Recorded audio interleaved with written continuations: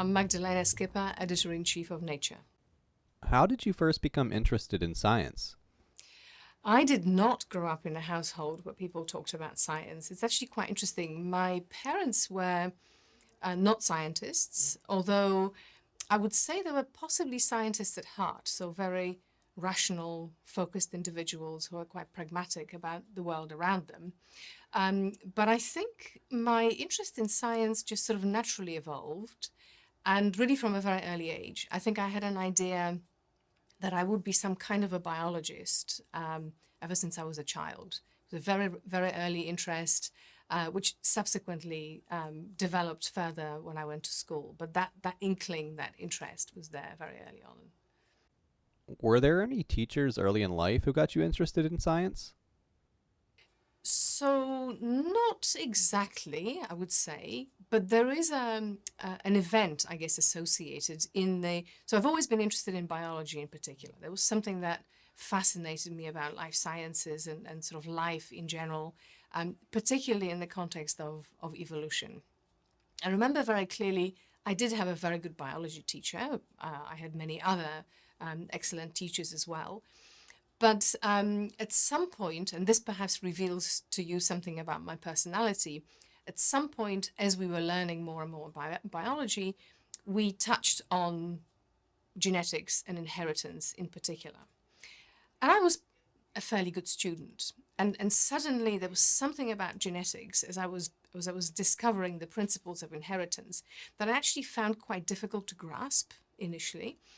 And so the teacher spent a bit of extra time with me. And I think it was that time, the fact that it was something that didn't come to me necessarily naturally straight away, that piqued my interest in this particular discipline. And ever since then, once I got it, if you like, understood the principles, then I just thought it was the most fascinating, interesting thing. And then from then on, it wasn't just biology or life sciences, but it was specifically genetics and inheritance and how that plays out that got my attention. Tell us a little bit about your academic path as an undergraduate.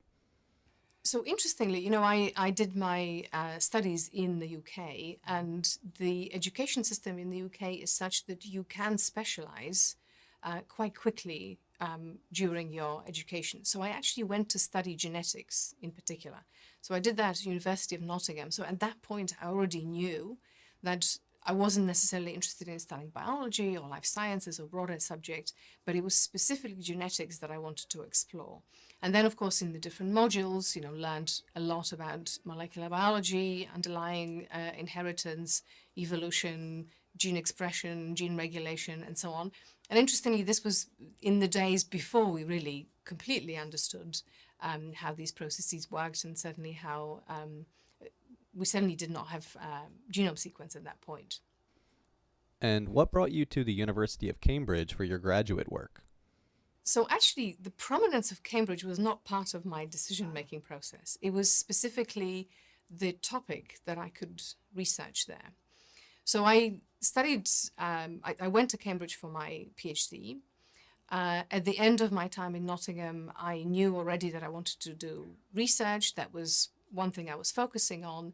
And I was very particular about the subject area that I was choosing. I knew that I wanted to continue with genetics, use very much the genetic approach to dissect problems. And I wanted to use model organisms, because at that point, interestingly, I thought that human was actually a very boring system in which you could not experiment. Therefore, I was not going to pursue that in any way at all. So I considered a number of labs in the UK, actually, studying different types of organisms. And in the end, I went to visit the different labs and talk about different possibilities of what I could study to explore the subject areas that were available. And it was my conversation with Jonathan Hodgkin in Cambridge at the LMB, which really piqued my interest in particular. And then I set about applying for grant to actually go to that lab to do a PhD. And, Cambridge has this unusual system that you also have to apply to a college. So if you don't get into a college, you won't be able to study there.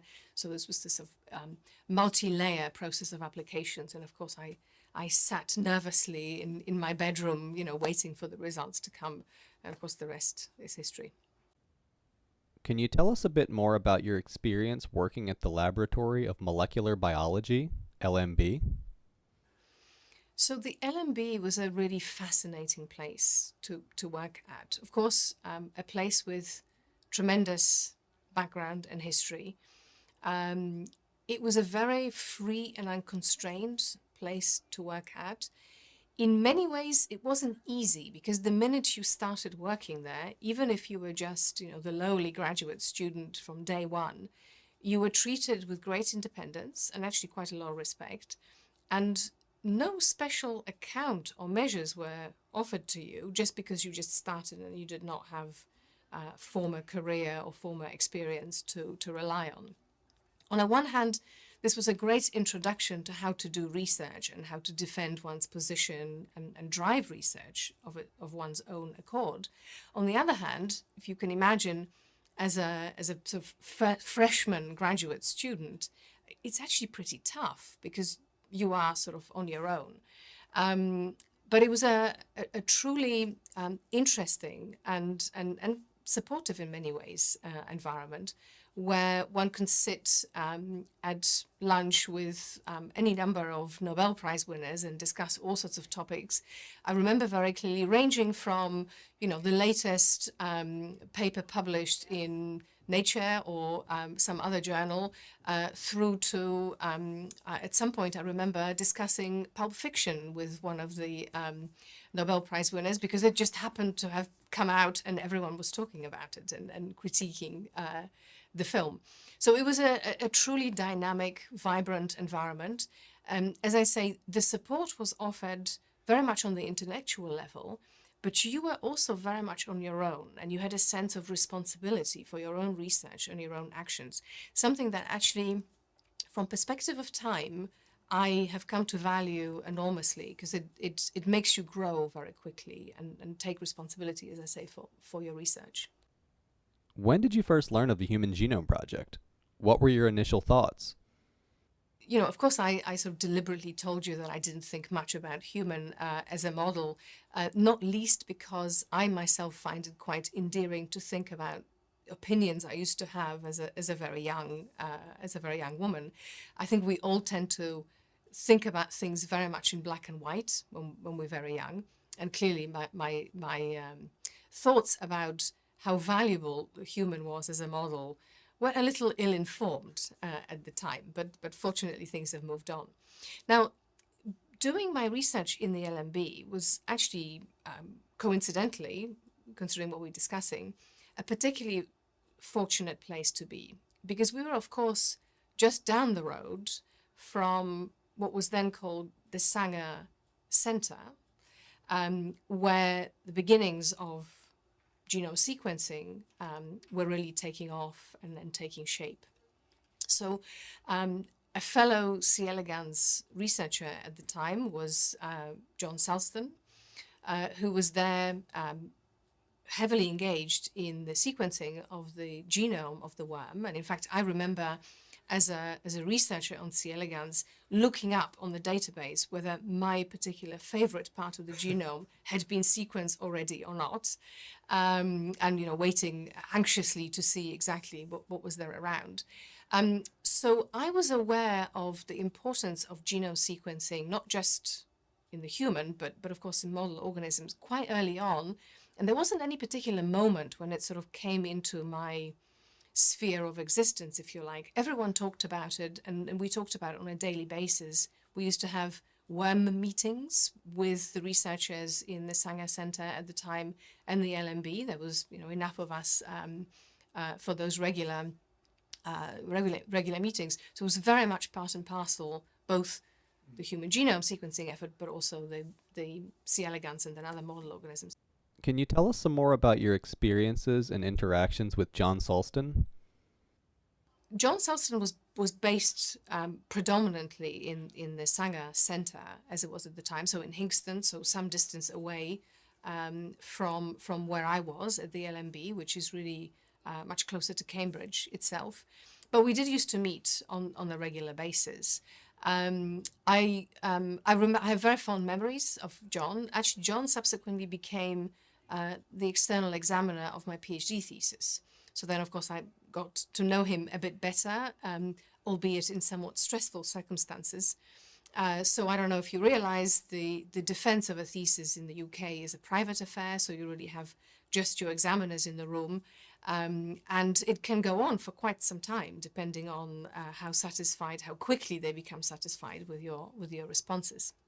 But I do have very positive and very fond memories of my viva, of the examination of my thesis. It was a very interesting discussion.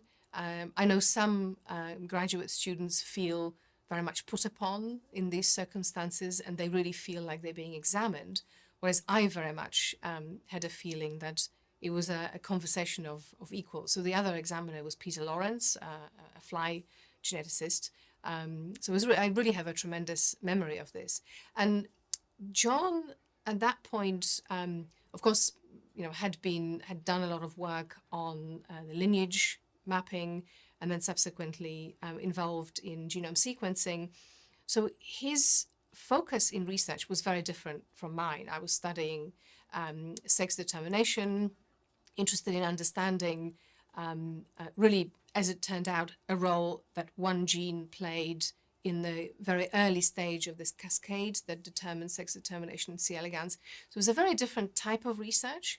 And perhaps because of that, I was particularly interested in what John was doing. He was really creating resources for the whole community to use in this very defined, methodical way, different approach, but incredibly valuable, of course. So I have very, very fond memories of him. And he was indeed part of a larger sort of ecosystem.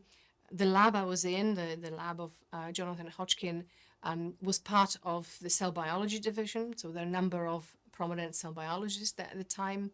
I learned an awful lot about vesicular transport inside a cell, because many labs worked on this, and we used to have regular meetings to talk about it. And then, of course, the greater LMB, bringing people together, many structural biologists talking about that.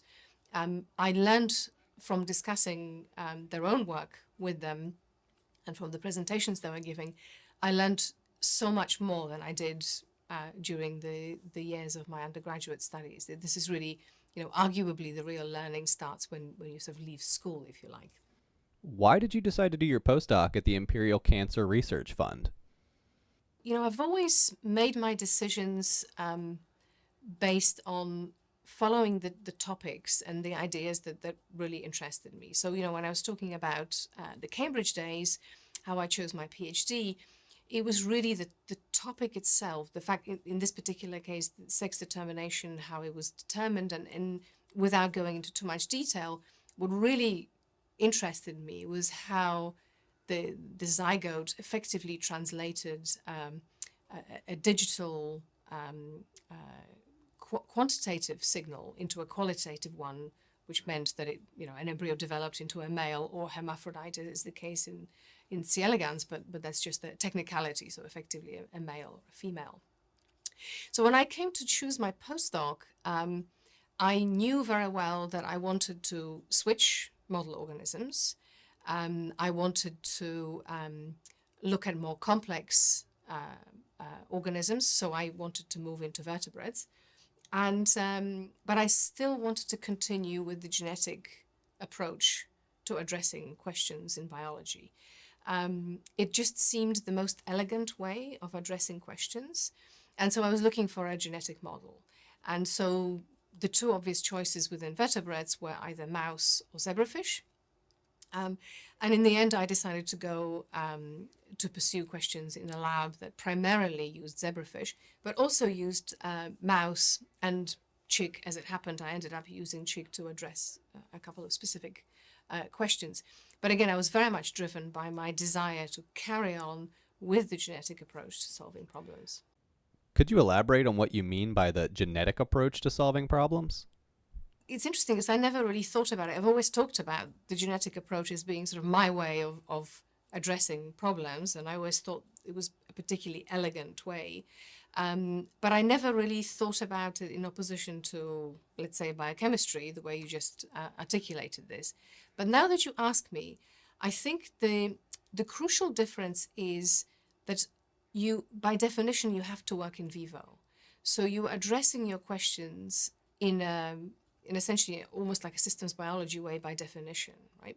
So you're using your genetic mutations, which you either which you're introducing or you're using existing mutants, and you're looking at interactions of potential effects of gene or genetic elements in vivo in the context of the whole organism, which then in itself is in a context of a specific environment. So in many ways, it's a problem or it's an approach which gives you perhaps more complex answers, but at the same time, they're immediately applicable in vivo in the context of a whole organism, as I say. And I think that's what really drove me. And it is so important because if you think about it, so of course, at some point, at some level, science is reductionist. Of course, we're trying to confine a system and peel away variables and layers so we can drill down to understand the mechanism. But then if you try and then make sense of it, so rebuild it again, nothing makes sense in isolation. It has to be taken in a context. And so as a geneticist and as somebody who is, of course, I suppose also in some way a genomicist, I can't imagine thinking about a role of a variant or a role of a gene without taking the context of the genome and then the whole organism, which in some way is an environment for the genome itself, and then the broader environment into consideration. After your postdoc, what motivated you to go in a more editorial direction in your career? It was a very interesting time for me. I was coming to the end of my postdoc, and I remember very clearly thinking at that point, okay, so what next? I was continued to be fascinated by research and by science, and I knew very, very clearly that I could not really imagine wanting to get out of bed in the morning to a world in which there wasn't science around me. At the same time, I realized that in order to carry on in research, I had to specialize. I really had to specialize to the exclusion of other things in order to establish my own field of expertise or deepen it further so that I may establish my own research group at some point. And I came to realize that it was an incredibly difficult decision for me to make. I always said actually that science was a rather jealous profession, that whatever you studied, you really had to focus to the exclusion of other things. And I really was not prepared to do that. So I began to think whether there was another opportunity for me to stay immersed in science, to stay as part of and member of the scientific community, but not as an active investigator drilling into a specific set of topics. And as I began to think about it, quite honestly, by coincidence, I was actually looking through a copy of Nature, and I was looking at the back of Nature in the classified column, and there was an advertisement for a role of associate editor on the newly launched Nature Reviews Genetics journal, which is a review journal. And I thought, oh, this is very interesting. This could be something for me. And I had previously never thought of being an editor. I thought, well, I'll give it a go. And what happened, it actually still happens on the reviews series journals, is when they're interested in a candidate, they actually send a series of tests for the candidates to perform at home, on the basis of which then they triage and invite a subset of candidates for further interview. And the tests essentially consist of the types of things that you might do if you were hired into the role. So you are given an anonymized review manuscript, which you have to edit in the sense that it's referred to as developmental editing. So essentially to make the story better, to make the story flow better, disambiguate certain things, and then so on, and return those comments as if you were writing a letter to the author of that review, suggesting how that review may be modified and improved. Another part of the test is writing a short research highlight about a published paper of your choosing, where you have to motivate why you chose that paper over, dozens and dozens of others that were recently published, but writing that short piece, approximately 600 words, to explain what the paper is about and why it's important. And finally, effectively producing a table of contents of an issue of the journal, so suggesting what types of reviews ought to be commissioned and by whom and why. And so I found it absolutely fascinating to perform this task. So I returned my test results, and I was subsequently invited for an interview. But I was so excited by the fact that I so enjoyed doing this task that I think I won them over in the interview by my sheer enthusiasm. And again, the rest is history. I ended up being hired into the role, and that was in 2001, and I've essentially been an editor ever since. Can you talk a bit about the legacy of the HGP and specifically the importance of data sharing?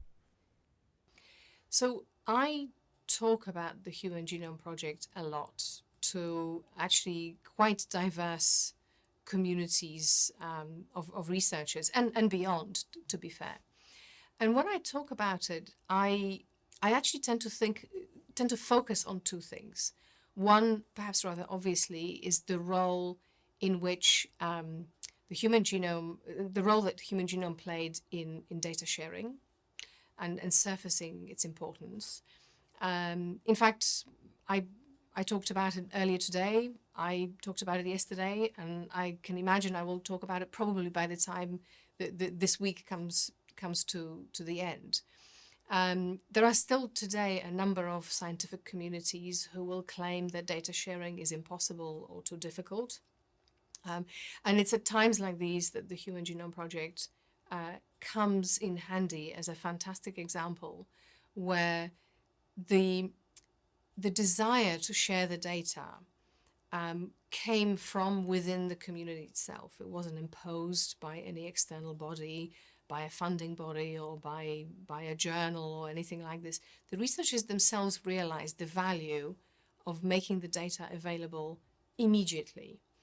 I think this is a hugely important and influential example, which I sort of fear that from perspective of time we may be forgetting about. Maybe we should be reminding ourselves of this more importantly, of its importance more often. So that's one very important aspect, very important role that the Human Genome Project had.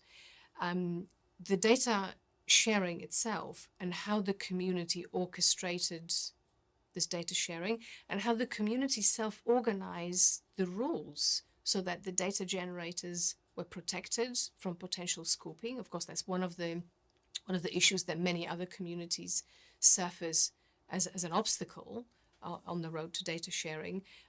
It's very satisfying to be able to point to an example where actually a whole community came up with a solution to overcome that problem.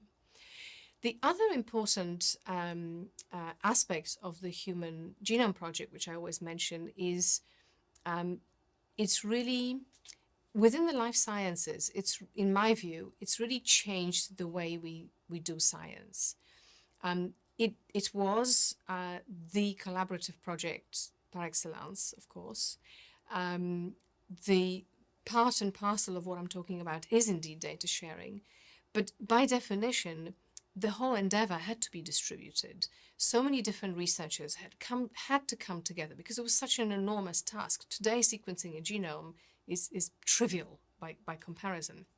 Of course, at the time, if I can use the analogy, as this vehicle of human genome sequence was being driven down the road itself was being laid before it, right? Because the technologies and methodologies, both to sequence and to analyze, importantly, were being developed at the same time. And that, of course, is in itself an important part of the legacy of the project. But that way for collaboration, for community to work together, the Human Genome Project, I think, really was the beginning of the end of an era where you had papers published by one or two authors only, and increasingly we began to see these very collaborative, international, diverse efforts, which we so increasingly see in life sciences today. And I think that's a hugely important legacy, which is, again, not talked about enough, I think, today. From your perspective, what is the historical significance of the Bermuda Principles? So important part of my answer has to be a statement that, of course, I wasn't part of these discussions at the time. So my perception of it comes from perspective of time and also as a sort of side observer, if you like. I wasn't an active participant of the community at that time. I do see it as an important change. It's a sort of a milestone, because while the data sharing was, of course, taking place before, this was really a way to deal with the fears in the community, certainly from some parts of the community, a way to deal with those fears for how you can at once share the data and protect the data generators and have a rule that the whole community will live by. And of course, there were subsequent iterations on that rule, but then the Bermuda Agreement was really instrumental. So I do see it as a particular milestone in time with important historic significance. How should we view the role of technology development in the context of large scientific projects like the HGP? So most emphatically, technology development was a hugely important aspect of the Genome Project. And in fact, it has continued to be a hugely important aspect of all genomic science projects ever since. If you think about all the other projects that have come since then, each iteration, each version or each stage of the project is associated with new set of technologies being developed, benchmarking these technologies, developing commonalities in approaches to analyses. And of course, the really important benefit from that is not only that now we have, for that given point in time, state-of-the-art technology, but we also have agreed principles for analysis, of generating data, but also data analysis, so that we can merge these data, collate them into meta-analysis, which of course is hugely important. As an editor, how do you balance between investigator-initiated scientific inquiry and so-called big science? So, if I can make a comparison between research science as viewed through the prism of publication outcomes and an ecosystem, I would say that every ecosystem or any ecosystem is only healthy if it's diverse. So I would say it would be probably almost certainly a loss to progression of science if every single paper we published was done by a large consortium. It certainly determines, it's a type of science, it's a type of question that can be addressed, it's a type of resource that can be provided using that approach. I think it would be a sad day when I would sit here and say there is no room for individual investigator-led science. Most emphatically, I would not say that today. It is still true to say that it's extremely rare today to see single author papers or papers with just two authors. It's not uncommon. These days, I would argue it's actually more common in the physical sciences than it is in life sciences. But nevertheless, there are some incredibly elegant papers that come up with fascinating results or hypotheses that come out of individual labs, rather small group of investigators focusing on a specific problem, maybe even arriving at this hypothesis as a result of large data sets that were generated by those other groups working in the context of a large consortium. So again, as in every healthy ecosystem, these parts sort of interdigitate and work together. How do you understand the respective roles of hypothesis-driven research versus hypothesis-free research? So again, I would say that they really complement one another.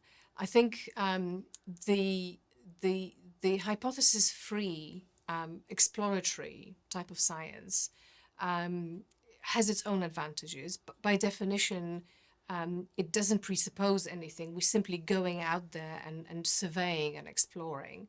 And I guess I never thought of it in this way, but the way you asked the question, you could almost compare genome sequencing to sort of geographic discovery, right? You're going out there. Right, exactly. You're going out there into uncharted territory and you're mapping it, right? Whether you're mapping it through sequencing or some other way. But that should always be seen as complementary to this other approach that you just described as hypothesis-driven, because of course that's a very powerful and historically approach which has a great history also, a very powerful approach of probing the world around us to understand how it works or not, as the case may be. So I see them very much as complementary, and the balance between them, I anticipate, really depends on the discipline that you're talking about. Right? So some disciplines in science are predominantly exploratory, others are much more hypothesis-driven. What are your thoughts on the common criticism of genomics as being too much of a descriptive science? So it's interesting when you, so I'm familiar with I guess it's a criticism that some would levy at genomics. The expression in itself, saying genomics is merely descriptive, the way you say it, already that implies that in some way it's not as interesting or not as sophisticated or in some way unsatisfying. And that, I think, is an incorrect way of approaching it. The fact that something is descriptive does not mean, shouldn't carry a value associated with it, right? It is a different approach. It's an approach which is complementary to hypothesis-driven. So I would push back against this, in fact, the construct even merely descriptive, because that tends to undervalue it. I think there's tremendous value in description of systems around us. In retrospect, what are your thoughts on the different approaches to the HGP taken by Celera and the Public Project? This is an interesting question, one which I can only answer in a sort of secondary way, because to be honest, at the time as this particular, these events were playing out, I was not very close to them. So my knowledge and awareness of them is based on sort of retrospection and reading of accounts of what happened and talking to individuals involved, and to some extent history from Nature, because of course Nature as a journal got involved at some point and had to make a decision as to which output to consider and which not to consider, and that in itself is an interesting thing for me to think about as editor-in-chief of the journal now. As you well know, there are so many different comments, appraisals, and evaluations of what happened, how it played out exactly, and what the role of Celera's approach played on the public effort to sequence the human genome and its progress. I guess the most important thing that I would say, the way I tend to think about it now from perspective of time, is that competition is always healthy. So others have said it already, and I tend to side with this argument that I think as frustrating as it was at the time, and to some of the actors in this particular story, it was especially frustrating and painful. And as frustrating as it was at the time, from perspective of time, that push and that additional competition, I think, precipitated some of the results coming earlier, the publications coming earlier, and the public effort community organizing itself perhaps with added vigor in the face of that competition. Do you think the competition had any influence on ideas and policies around data sharing? So there were, of course, individuals who were very actively engaged in the public effort who felt extremely strongly about the importance of open data and sharing data from the Human Genome Project because of the very nature, because we were sequencing the human genome. It was so important that it was for everyone's benefit, for the common good, and therefore it had to be open. And I think that feeling was there independently of Celera's efforts. But I wouldn't be surprised, and I would be quite happy to suggest that that zeal was even further fueled by the opposition of what Celera was doing. I can see that completely, that would actually fit into quite a human aspect that I can imagine. So possibly there was that synergy. I don't think it was the only element, but quite possibly it added to the incentive. Since the completion of the HGP in 2003, what developments in genomics have surprised you? It's interesting question.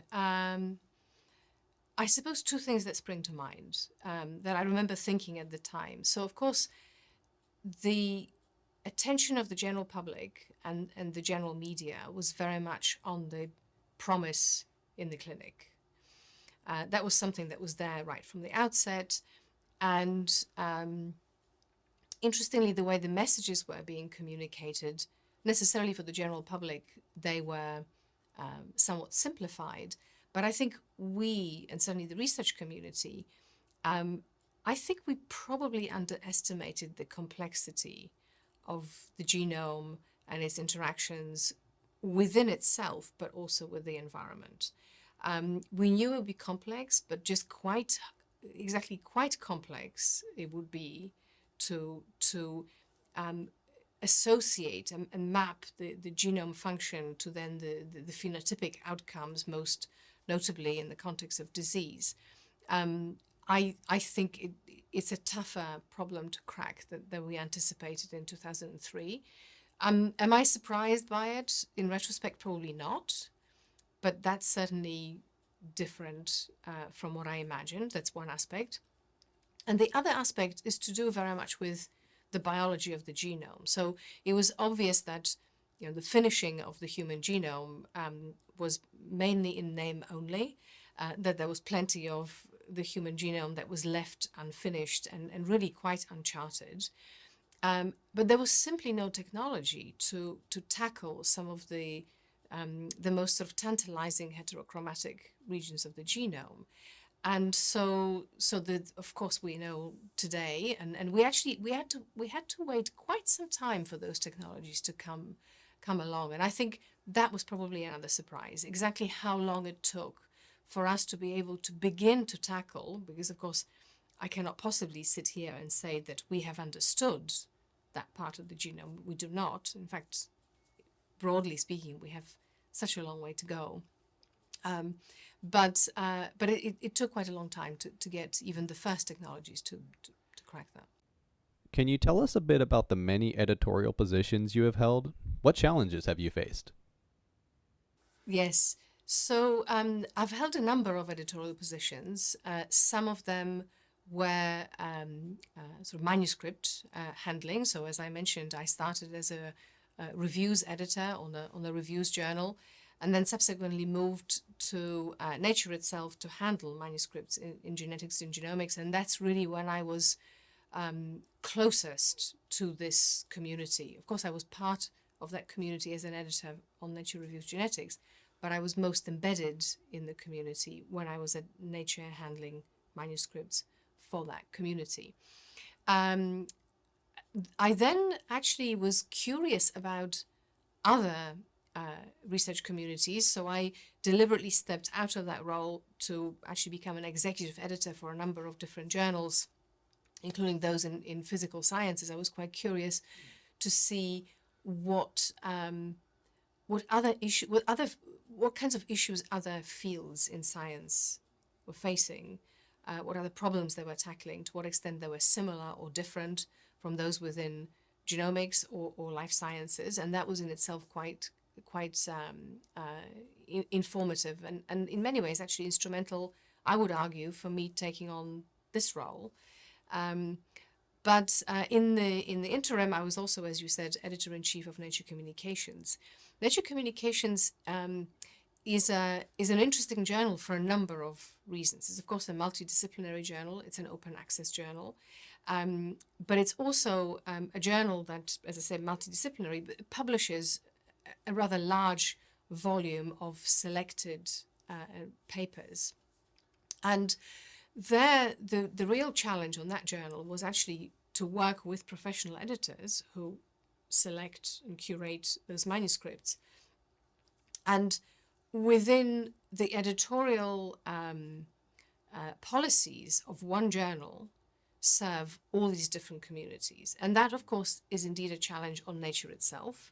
So now, as editor-in-chief of Nature, I continue to consider and grapple that particular challenge, because of course, possibly the most important challenge for an editor is to serve her communities well. And we have this great diversity of communities. Increasingly, we are interested in publishing research beyond natural sciences, which has been traditionally the forte of Nature, moving towards translational and applied research, but also social sciences.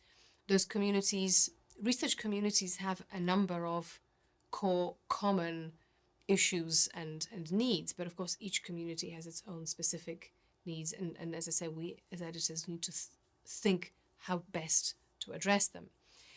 The added challenge of being an editor-in-chief of Nature is, of course, that Nature is not just the research that it publishes, but it also is the magazine part, which is by and large produced by our science journalists, but also contributed to by researchers in the form of opinion and correspondence and so on. And that's an interesting challenge for one person to combine, of how to serve the collected research community through publishing primary research, but through also publishing news coverage and commentary of anything that is pertinent to a working scientist. So ranging from politics through ethics to policy. And these are really interesting challenges to be juggling and thinking about all the time. Fortunately, I work with some absolutely excellent and professional and dedicated colleagues. So all of that makes for a really stimulating environment to be working in. And of course, the internal discussions complemented with the discussions with the community is what really makes it. Can you walk us through your editorial process for a scientific topic which may be controversial? It's, of course, a tough problem. It's a delicate problem. Fortunately, the solution to this problem involves a number of different individuals, and I work with all of them.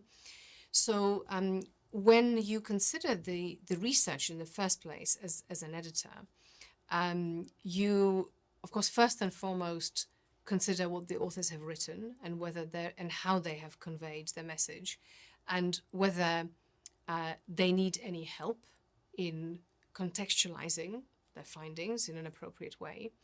The next step, of course, is appropriately reviewing a manuscript with appropriately qualified reviewers who can again help shape and push or pull the authors, in the right direction, so that the message is articulated appropriately, is couched with appropriate caveats, and presented in appropriate context. When then the paper is ready to be published, this is when, I guess, Nature, with its many formats, can come into its own. Our scientific journalists are very well trained to deal with the nuances of these topics. They are themselves former scientists who have become journalists, many of them. They will talk to appropriate researchers, appropriate stakeholders, perhaps ethicists, depending on the topic that is involved, to provide a truly balanced coverage of a topic in a given context. And then finally, and very importantly, we have press officers who will carefully craft a press release to appropriately inform journalists outside of Nature who may then wish to write about the paper, We can also provide advice to the authors on how to deal with media inquiries, of course, depending on the paper and the nature of the research.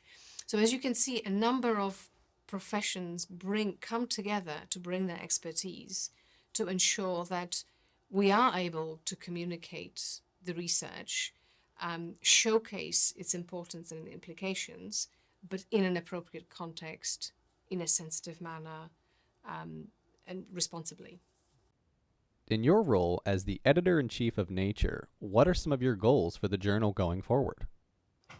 So in terms of my own sort of forward vision, or my desires for the journal from the perspective of my role, I would say a number of things spring to mind at this point, and I have been in the role for 6 months.